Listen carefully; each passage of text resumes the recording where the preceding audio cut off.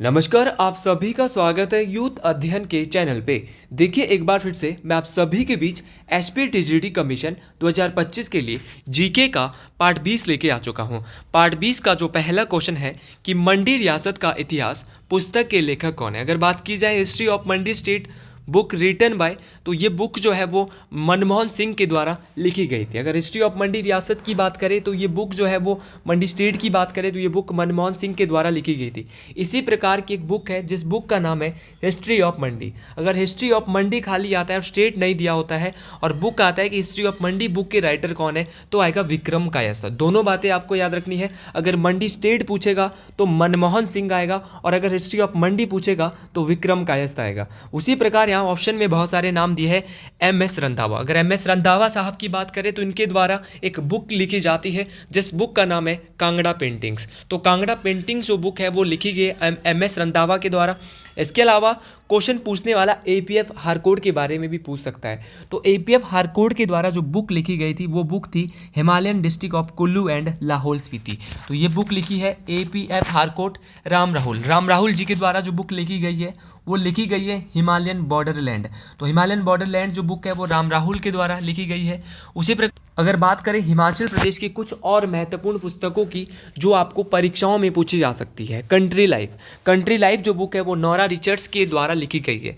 अगर आप भी टीजीटी कमीशन की तैयारी करने वाले सीरियस एस्पिरेंट्स हो और आपको लगता है कि आपको 2025 में अपना कमीशन क्लियर करना है, तो हमारा बैच जो है वो सब शुरू हो चुका है। 1 या 2 दिन उसको शुरू होते हुए हो गया है, तो आप इस बैच से जल्दी से जुड़ सकते हैं। ये हमारा कॉन्टैक्ट नंबर है 7876145409। यहाँ पर आपके लिए लाइव प्लस रिकॉर्डेड क्लासेस जो है वो अवेलेबल है। लाइव क्लासेस आप इसको रिकॉर्ड भी बाद में देख सकते हो आराम से। और फीस जो है वो मंथली मात्र और मात्र 499 है, ना के बराबर आपसे यहाँ पर फीस ली जा रही है। तो आप जल्दी से जल्दी इस बैच से जुड़ सकते हैं, पूरी जानकारी पा सकते हैं। यहाँ तक कि आपको हैंड रिटन नोट्स भी जो है इसमें आपको प्रोवाइड करवाए जा रहे हैं इस बैच में। अगर इसके अलावा हिमाचल प्रदेश की बुक्सों की बात करें, बिलासपुर की कहानी, तो बिलासपुर की जो कहानी बुक है वो लिखी गई है अक्षर सिंह के द्वारा। उसी प्रकार कुल्लू देश की कहानी भी एक बुक है। तो कुल्लू देश की कहानी बुक जो है वो लिखी गई है लाल चंद प्रार्थी के द्वारा। एक बुक है हिमाचल प्रदेश की बहुत फेमस बुक है कामनीय किन्नौर जो बुक है ये लिखी है आर के कौशल। जी हाँ, मोस्ट इंपॉर्टेंट बुक है कामनीय किन्नौर, ये लिखी है आर के कौशल। उसी प्रकार हिमालयन सर्किट बुक लिखी है खोसला साहब ने, जीडी खोसला, ये भी आपको याद रखना है। हिमालयन आर्ट की अगर बात करें तो ये लिखी है जेसी फ्रैंक, बहुत इंपॉर्टेंट बुक है जेसी फ्रैंक की हिमालयन आर्ट। उसी प्रकार अगर बात करें Himalayan its shape and state, तो Himalayan its shape and state और पोलेंड्री इन हिमालयाज, 2 बुक है, पोलेंड्री इन हिमालयाज और Himachal Pradesh its shape and state. ये बुक लिखी है doctor Y S Parmar. Doctor Y S Parmar Himachal Pradesh के पहले मुख्यमंत्री थे। इनके द्वारा 2 किताबें लिखी जाती है, एक बार फिर से सुन लो, मोस्ट इंपॉर्टेंट है दोनों ही किताबें। हिमालयन पोलेंड्री इन हिमालयाज और दूसरी इनके द्वारा Himachal Pradesh its shape and state लिखी जाती है वाई एस वर्मा के द्वारा। उसी प्रकार एक बुक है जो बहुत फेमस है, इस बुक का नाम है अवार्ड ऑफ गॉड। तो अवार्ड ऑफ गॉड जो बुक है ये लिखी है एंड्रयू विल्सन। तो इतनी बुक्स, यहाँ पर बुक्स तो बहुत सारी है, तो ज़्यादा अगर मैं कराऊंगा तो होच पोच हो जाएगी, वैसे बहुत करा देता हूँ एक क्वेश्चन के साथ 30 से 40 क्वेश्चन। तो ये सारे क्वेश्चन आपने लिख लेने हैं, इसलिए करवाए जाते हैं कि कमीशन के पेपर देने आप जब जाओ आपका रिवीजन बहुत अच्छे से हो, क्योंकि मैक्सिमम स्टूडेंट को जीके पहले से आता है। मैक्सिमम स्टूडेंट ऐसे रहते हैं 80% जो जीके जिनको पहले से नॉलेज होती है, 20% चीज़ें जो सुनी होती है लेकिन उनको भूल जाते हैं। तो नई चीज़ें भी यहाँ 20% मिल रही है और 80% जो आपने पहले पढ़ी है वो चीज़ें भी आपकी यहाँ पर रिवाइज हो रही है। तो ये आपके लिए बहुत अच्छे रिवीजन सेशन डेली का जो ये वीडियोज आती है बहुत अच्छा रहने वाला है। अगले क्वेश्चन की ओर चलते हैं। अगला क्वेश्चन है कि कुल्लू रियासत के संस्थापक निम्न में से कौन माने जाते हैं। अगर बात करते हैं कुल्लू रियासत की, तो कुल्लू रियासत की जो संस्थापक है वो विहंग मणिपाल को माना जाता है। देखिए, विहंग मणिपाल की जी के द्वारा कुल्लू रियासत की जो है वो स्थापना की गई थी। इस बात को आपने याद रखना है, ये मोस्ट इंपॉर्टेंट है। अगर मैं कुल्लू रियासत की बात करता हूँ तो कुल्लू रियासत की जो राजधानी है वो पहले जगत सुख में होती थी और जगत सुख से जो है वो नंगर बना दी जाती है। पहली राजधानी जो कुल्लू रियासत की थी वो जगत सुख थी और जगत सुख से जो नंगर बनाई जाती है वो किस किस राजा के द्वारा बनाई जाती है? क्वेश्चन ये भी कल के लिए पूछा जा सकता है। तो पहले जो राजधानी कुल्लू में थी, कुल्लू से जो है वो नंगर शिफ्ट कर दी जाती है। कुल्लू के राजा विशुद्धपाल, क्या नाम था भैया?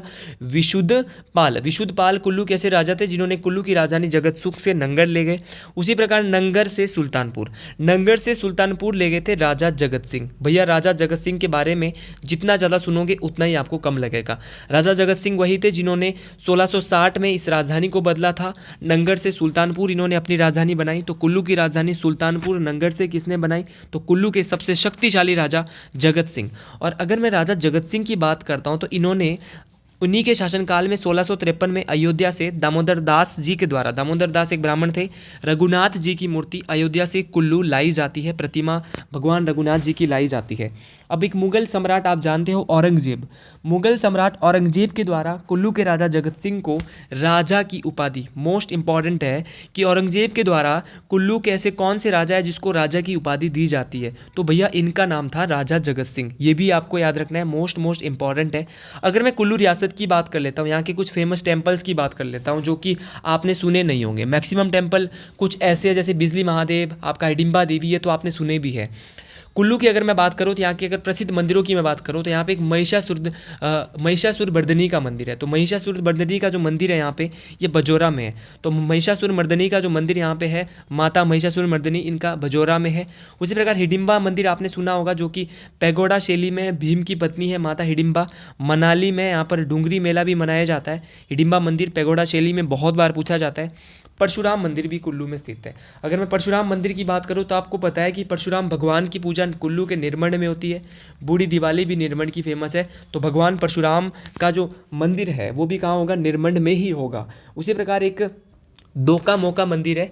दोका मोका आपने पहली बार सुना होगा कि दोका मोका मंदिर अगर आपने नहीं सुना है तो कमीशन के लिए आप ऐसे क्वेश्चन सुन ले। दोका मोका मंदिर जो है ये गज्जन कुल्लू में है। गज्जन एक जगह है, वहाँ पे पड़ता है, ये कुल्लू में है। उसी प्रकार विश्वेश्वर मंदिर की अगर मैं बात करता हूँ, विश्वेश्वर मंदिर जो है वो बजौरा में है। गौरी शंकर मंदिर की अगर बात करें तो ये नंगर में है, गौरी शंकर मंदिर। त्रिपुरा सुंदरी मंदिर भी नंगर में ही है। उसी प्रकार आपका संध्या देवी मंदिर ये जगत सुख में है, ये कुल्लू में है, जगत सुख कुल्लू में। बिजली महादेव मंदिर ये भी आपके कुल्लू में ही पड़ता है। इन सभी बातों को आपने याद रखना है। संध्या देवी मंदिर भी कुल्लू में है। ये सारे क्वेश्चन आपको पता होने चाहिए। अगले क्वेश्चन की ओर अगला क्वेश्चन यहाँ पर बहुत ही इंटरेस्टिंग है। In which district Kukti wildlife sanctuary is? तो याद रखना कि जो कुक्ति वन्यजीव अभयारण्य है वो किस जिले में स्थित है? तो कुक्ति वन्यजीव अभयारण्य हिमाचल प्रदेश के चंबा जिले में स्थित है। उसी प्रकार चंबा जिले में और भी बहुत सारे वन्यजीव अभयारण्य हैं। चंबा जिले की अगर मैं बात करता हूँ तो चंबा जिले में कालाटॉप वन्यजीव अभयारण्य है जो कि चंबा में है। सेंचातुआ वाइल्ड लाइफ सेंचुरी ये भी कहाँ पे है? चंबा में है। गैमगुल्स यहाँ वही वन्यजीव अभयारण्य ये भी कहाँ पे है? चंबा में है। और तुंढा वन्यजीव अभयारण्य ये भी कहाँ पे है? चंबा में। चंबा के अलावा अगर मैं कुल्लू की बात करता हूँ, कुल्लू में भी बहुत सारे महत्वपूर्ण और इम्पॉर्टेंट वन्यजीव अभयारण्य हैं। अगर कुल्लू की बात करें तो कुल्लू में आपका कायस वन्यजीव अभयारण्य, कायस वाइल्ड लाइफ सेंचुरी जिसको हम बोलते हैं, कमर वाइल्ड लाइफ सेंचुरी है, आपका सेंज वाइल्ड लाइफ सेंचुरी है, आपका कोखन वाइल्ड लाइफ सेंचुरी ये भी कहाँ पे है? कुल्लू में है। अगर बात की जाए शिमला भी ऑप्शन में दिया है। शिमला में आपका तालरा वन्यजीव अभयारण्य है, आपका दरान घाटी वन्यजीव अभयारण्य है। तो ये सारे के सारे कहाँ पे है? शिमला में है। तालरा बहुत बार पूछा जाता है, दरान घाटी भी पूछा जाता है। अगर मंडी की बात करें तो अगर मैं मंडी की बात करता हूँ तो मंडी में है बांदली वन्यजीव अभयारण्य। पुलिस का जो पेपर हुआ था लास्ट टाइम उसमें पूछा गया था हिमाचल प्रदेश का कि बांदली वन्यजीव अभयारण्य हिमाचल प्रदेश के किस जिले में है? तो बांदली जो है वो कहाँ पे है?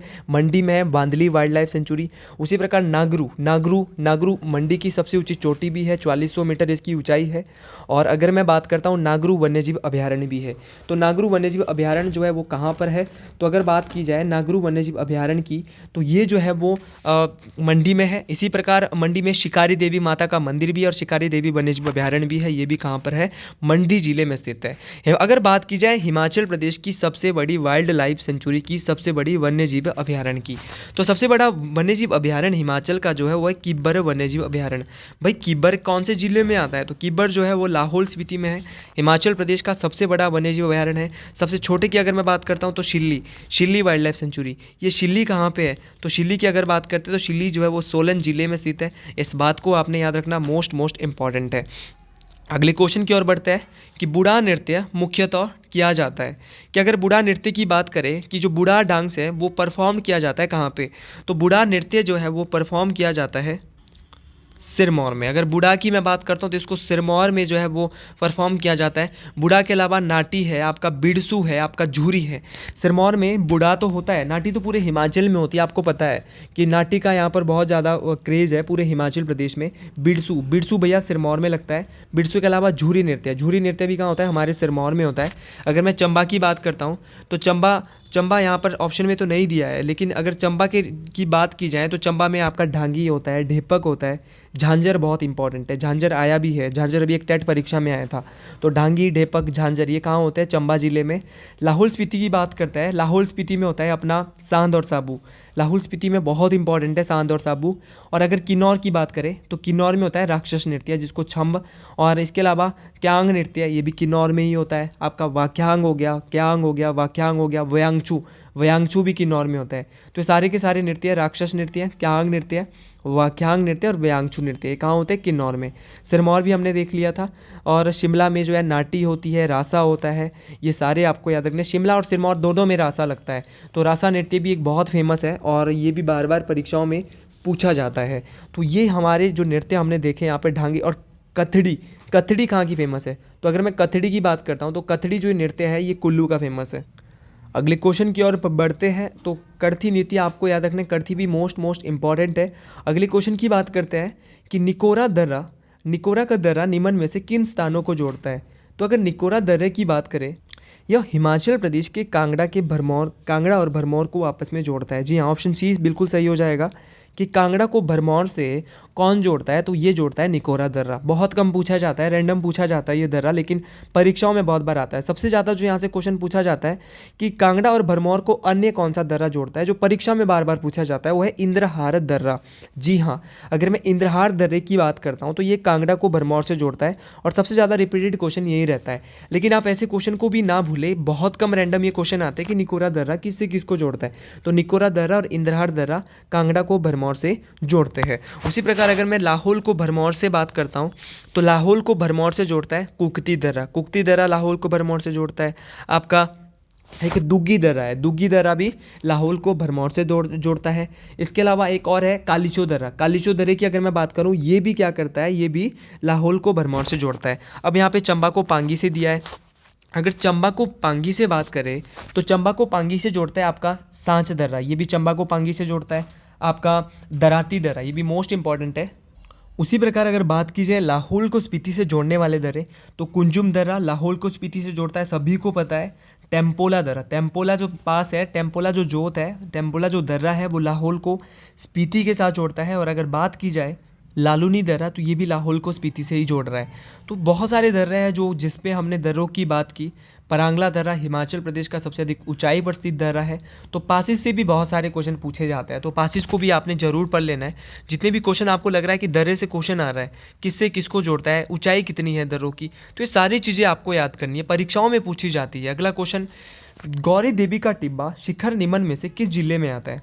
ये सबको पता है कि गौरी देवी का जो टिब्बा है वो चंबा जिले में स्थित है। लेकिन इसके अलावा आपको पता होना चाहिए कि गौरी देवी का टिब्बा अगर चंबा में है तो गौरी देवी के टिब्बे को साथ आपको नरसिंह टिब्बा भी याद करना है। तो गौरी देवी का टिब्बा और नरसिंह टिब्बा, ये जो दोनों टिब्बे हैं ये चंबा जिले में स्थित है।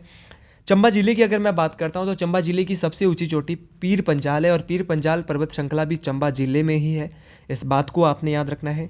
लाहौल स्पीति कि अगर मैं बात करता हूँ तो लाहौल स्पीति में आपका गेफांग चोटी है, आपका मनीरेंग चोटी है। और मनीरेंग जो है वो लाहौल स्पीति की सबसे ऊंची चोटी है, जिसकी हाइट जो है लाहौल स्पीति की सबसे अधिक ऊंचाई पर स्थित चोटी है, 65-97 मीटर है।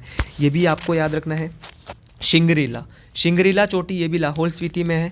आपका मुरांगला चोटी ये भी लाहौल स्पीति में। और लछांगला ये भी चोटी कहाँ पे है? आपके लाहौल स्पीति में है। तो ये सारी चीज़ें आपको याद रखनी है। और लाहौल स्पीति का जो मुख्यालय है वो केलांग में है। और अगर हम केलोंग की बात करें तो केलोंग से हमें एक पार ग्लेशियर दिखता है। केलोंग से सामने हमें ग्लेशियर दिखता है जो कि एक लेडी के आकार का हमें नजर आता है, इसीलिए उसका नाम है लेडी ऑफ केलोंग। तो बहुत दफ़ा क्वेश्चन परीक्षा में आता है कि जो लेडी ऑफ केलोंग ग्लेशियर है वो हिमाचल प्रदेश के किस जिले में है? तो लेडी ऑफ केलोंग की अगर मैं बात करता हूँ तो lady of Keylong glacier Himachal Pradesh के लाहौल स्पीति जिले में। क्वेश्चन पूछने वाला क्वेश्चन ये भी पूछता है कि भैया ये बताइए कि हिमाचल प्रदेश का सबसे बड़ा ग्लेशियर कौन सा है। तो हिमाचल प्रदेश का सबसे बड़ा ग्लेशियर है बड़ा सीगड़ी, ये भी लाहौल स्पीति में है। और इस ग्लेशियर में 1936 के आसपास तबाही आने के कारण जो है वो एक झील का निर्माण होता है लाहौल स्पीति में, जिस झील का नाम होता है चंद्रताल झील। उसी प्रकार अगर बात की जाए, मोस्ट इंपॉर्टेंट बात है कि किन्नौर, यहाँ पे ऑप्शन में दिया है कि किन्नौर जिले की सबसे ऊंची चोटी कौन सी है। तो जो किन्नौर की सबसे ऊंची चोटी है वो हिमाचल की भी सबसे ऊंची चोटी है। तो किन्नौर जिले की सबसे ऊंची चोटी है शिल्ला। शिल्ला की हाइट 7026 या 7025, कहीं ना कहीं 7026 और कहीं कहीं 7025 मीटर दिखाई गई है। तो दोनों ही सही मैं कहूँगा। जो ये शिल्ला चोटी है वो किस पर्वत श्रृंखला, किस माउंटेन रेंज में आती है। तो ये आती है जास्कर पर्वत श्रृंखला, जास्कर माउंटेन रेंज के अंतर्गत। ये भी आपको याद रखना है, ऐसे क्वेश्चन भी परीक्षाओं में पूछ लिए जाते हैं। किन्नौर में इसके अलावा लियो पारगुल चोटी है। किन्नौर की अगर मैं बात करता हूँ, इसका मुख्यालय भी देख लेते हैं। अगर लाहौल स्पीति का देखा है तो इसका मुख्यालय जो है वो किन्नौर का जो है वो रिकांग पिओ में है। और किन्नौर जिले का जो अंतिम गांव है ये पूछा जाता है, तो किन्नौर जिले का अंतिम गांव है चितकुल। कुल्लू की सबसे ऊंची चोटी है डिब्बी बोकरी पिरामिड।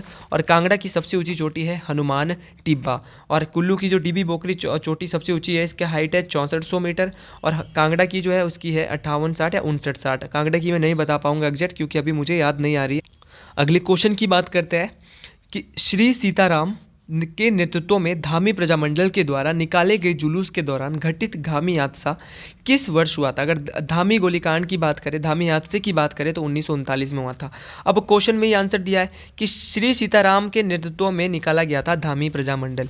धामी प्रजामंडल की एक बैठक होती है और बैठक होने के बाद उसके बाद जो है वो एक धामी प्रजामंडल एक जुलूस निकालती है और वो राणा के पास जाते हैं। राणा दलीप सिंह उनका नाम था। और वो अपनी मांग को कुछ रखते हैं किसान वहाँ के, लेकिन उनकी मांगों को पूरा नहीं किया जाता है। उसके बाद जो है वो भागमल सोता के नेतृत्व में क्या होता है, वहाँ पर 1939 में 16 जुलाई 1939 के आसपास धामी गोलीकांड होता है।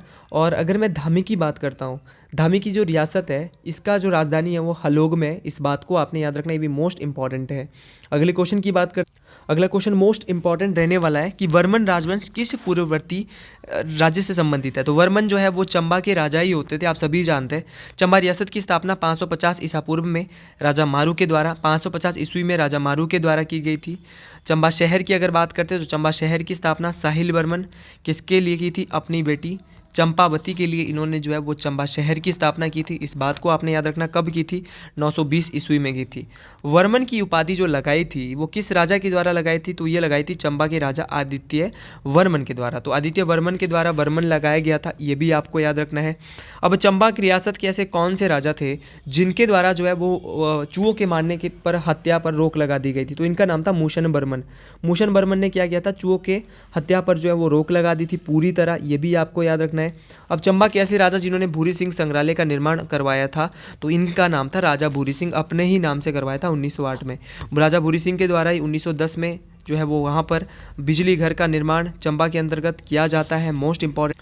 अगर मैं बात करता हूँ अगले क्वेश्चन की कि खीर गंगा गर्म पानी का झरना हिमाचल प्रदेश के किस जिले में है। तो खीर गंगा तो भैया कुल्लू में है।